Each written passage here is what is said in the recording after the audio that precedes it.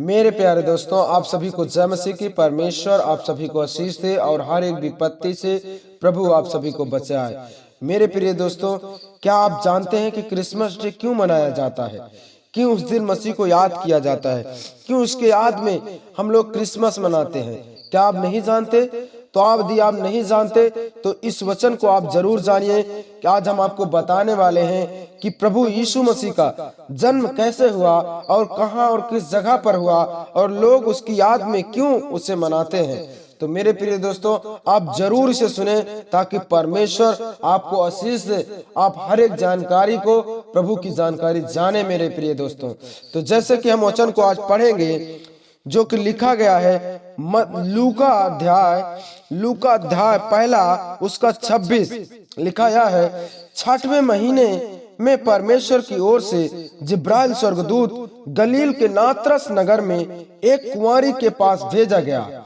उसकी मंगनी यसूफ नामक दाऊद के घराने में एक पुरुष से हुई थी। मेरे प्रिय दोस्तों, उस कुंवारी का नाम, जिस कुंवारी के पास स्वर्गदूत जिब्राइल भेजा गया था, उस कुंवारी का नाम मरियम था। स्वर्गदूत ने जैसे ही मरियम आई घर पर, स्वर्गदूत ने उसके पास भीतर आकर कहा, आनंद और जय तेरी हो, जिस पर ईश्वर का अनुग्रह हुआ है और प्रभु तेरे साथ है। मरियम के पास स्वर्गदूत आया जिसका नाम जिब्राइल था। वह उसने कहा, आनंद और जय तेरी हो, जिस पर प्रभु का अनुग्रह हुआ है और प्रभु तेरे साथ है। वह उस वचन से बहुत घबरा गई। मरियम बहुत घबरा गई और सोचने लगी कि यह किस प्रकार का अभिवादन है। स्वर्गदूत ने उससे कहा, हे मरियम, भयभीत ना हो, क्योंकि परमेश्वर का अनुग्रह तुझ पर हुआ है। मरियम से कहता है, तू घबरा मत, डर मत, क्योंकि प्रभु का अनुग्रह तुझ पर हुआ है। देख, स्वर्गदूत ने कहा, देख, तू गर्भवती होगी और तेरे एक पुत्र उत्पन्न होगा, तुझे एक पुत्र उत्पन्न होगा, तू उसका नाम यीशु रखना। वह महान होगा और परम प्रधान का पुत्र कहलाएगा और प्रभु परमेश्वर उसके पिता दाऊद का सिंहासन उसको देगा। मेरे प्रिय दोस्तों, स्वर्गदूत ने कहा, वह परम प्रधान का पुत्र कहलाएगा और दाऊद का सिंहासन यहोवा को मिलेगा और वह याकूब के घराने में सदा राज करेगा और उसके राज का अंत कभी न होगा। जिब्राइल स्वर्गदूत ने कहा, उसके राज का कभी न अंत होगा। मरियम ने स्वर्गदूत से कहा, यह कैसे होगा? मरियम ने स्वर्गदूत से कहा, यह कैसे हो सकता है? मैं तो पुरुष को नहीं जानती। उसने कहा, मैं तो किसी पुरुष को भी नहीं जानती, परंतु यह कैसे होगा? स्वर्गदूत ने उसको उत्तर दिया, पवित्र आत्मा तुझ पर उतरेगा और परम प्रधान की सामर्थ तुझ पर छाया करेगी। स्वर्गदूत ने कहा, परम प्रधान की पवित्र आत्मा तुझ पर उतरेगी और उसकी सामर्थ तुझ पर छाया करेगी, इसलिए वह पवित्र आत्मा जो उत्पन्न होने वाला है परमेश्वर का पुत्र कहलाएगा। मेरे प्रिय दोस्तों, और देख, फिर उसने स्वर्गदूत ने कहा, देख, तेरी कुटुंबनी एलीसा के भी बुढ़ापे में पुत्र होने वाला है। उसने कहा, तेरी जो एलीसा बांझ थी उसको भी एक पुत्र होने वाला है। यह उसका जो बांझ कहलाती थी 6वां महीना है। स्वर्गदूत ने कहा, उसका 6वां महीना लगा है, परमेश्वर ने उसको भी एक बेटा दिया है। मेरे प्रिय दोस्तों, क्योंकि जो वचन परमेश्वर की ओर से होता है वह प्रावृत नहीं होता। मरियम ने कहा, देख, मैं प्रभु की दासी हूँ। मरियम ने स्वर्गदूत से कहा, देख, मैं प्रभु की दासी हूँ, मुझे तेरे वचन के अनुसार हो। उसने ऐसा कुछ नहीं कहा कि नहीं, मैं नहीं चाहती ऐसा। उसने कहा, देख, मैं प्रभु की दासी हूँ, मैं प्रभु के बेटी हूँ, मुझे तेरे वचन के अनुसार हो, जैसा तेरा वचन कहता है वैसे ही मेरे साथ हो। तब स्वर्गदूत उसके पास से, मेरे प्रिय दोस्तों, चला गया। मेरे प्रिय दोस्तों, फिर स्वर्गदूत वहां से चला गया तुरंत। फिर हम वचन को पढ़ेंगे जैसे कि मत्ती अध्याय पहला के 18 में लिखा है, यीशु मसीह का जन्म इस प्रकार से हुआ कि जब उसकी माता मरियम की मंगनी यूसुफ के साथ हो गई तो उसके इकट्ठा होने से पहले ही वह पवित्र आत्मा की ओर से गर्भवती पाई गई। जब यूसुफ नामक का एक पुत्र था, उसके ही साथ उस मरियम की मंगनी हुई थी, यूसुफ से हुई थी। उनके इकट्ठा होने से पहले ही वह पवित्र आत्मा से गर्भवती हुई थी। मरियम पहले ही गर्भवती हो चुकी थी। अतः उसके पति यूसुफ ने, जो धर्मी व्यक्ति था, यूसुफ भी एक धर्मी व्यक्ति था, और उसने बदनाम ना करना चाहता था। उसने मरियम को बदनाम नहीं करना चाहता था। उसने चुपके से तलाक देने का विचार किया। जो यूसुफ था, उसने सोचा मरियम को मैं छोड़ दूंगा, परंतु बदनाम नहीं करूंगा, किसी से बताऊंगा नहीं, अब मैं उसे छोड़ दूंगा क्योंकि वह गर्भवती है। उसने ऐसा विचार किया मन में अपने। जब वह इन बातों को सोच ही में तो था, प्रभु का स्वर्गदूत उसके स्वप्न में दिखाई दिया। मेरे प्रिय दोस्तों, तुरंत स्वर्गदूत उसके स्वप्न में दिखाई दिया और कहने लगा, हे यूसुफ, दाऊद की संतान, तू अपनी पत्नी मरियम को अपने यहाँ ले आने से मत डर। स्वर्गदूत ने कहा, तू अपनी पत्नी को यहाँ अपने घर के पास ले आने से मत डर, क्योंकि जो उसके गर्भ में है वह पवित्र आत्मा की ओर से है, परंतु किसी व्यक्ति से नहीं है, वह परम प्रधान की ओर से है, वह पवित्र आत्मा की ओर से है।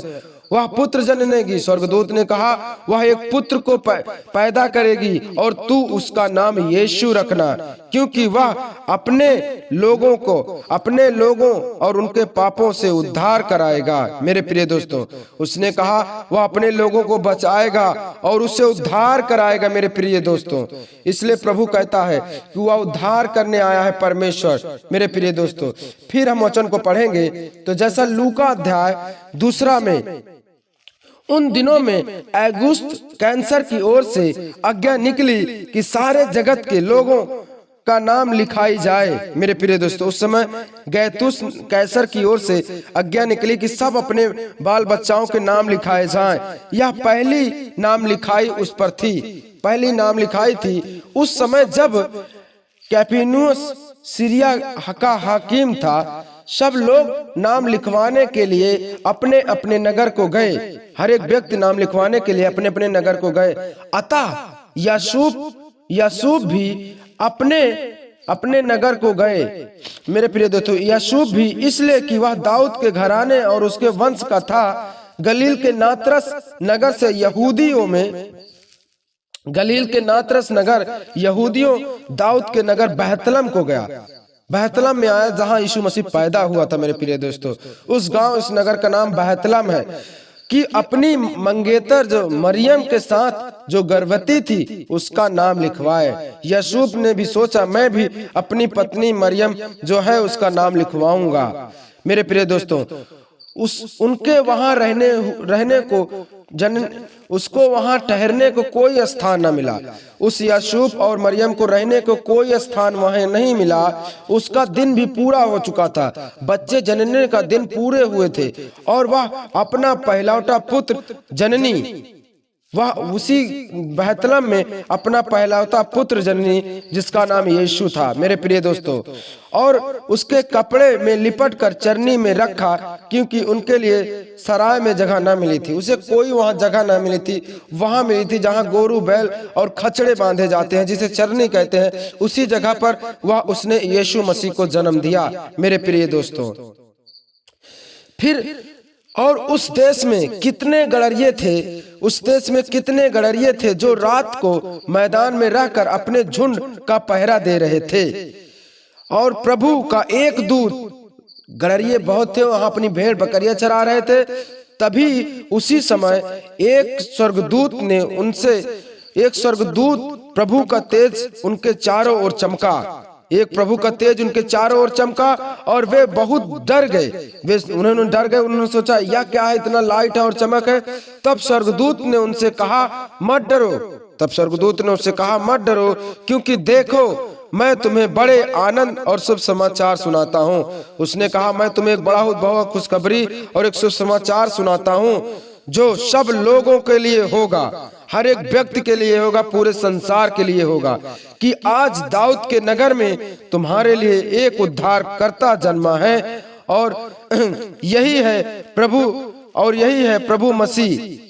और इसका तुम्हारे लिए यह पता है कि तुम एक बालक को कपड़े में लिपटा हुआ और चरनी में पड़ा पाओगे। तब एकाएक उस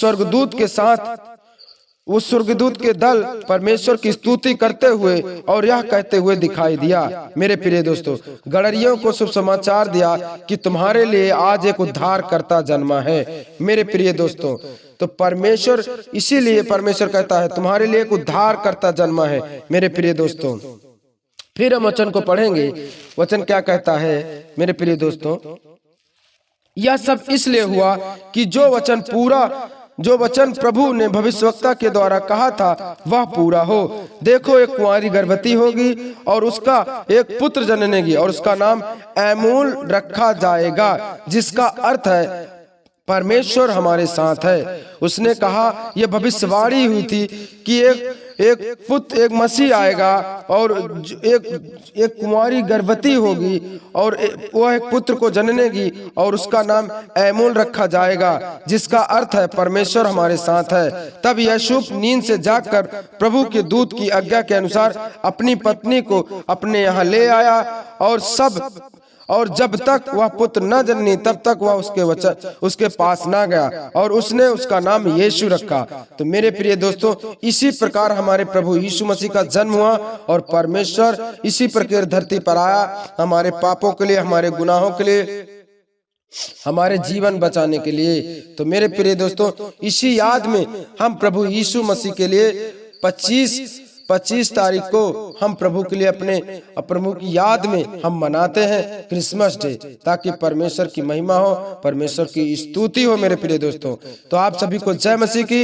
इस वीडियो को आप जरूर शेयर करिए ताकि ये वीडियो हर एक लोगों तक पहुंचे। मेरे प्रिय दोस्तों।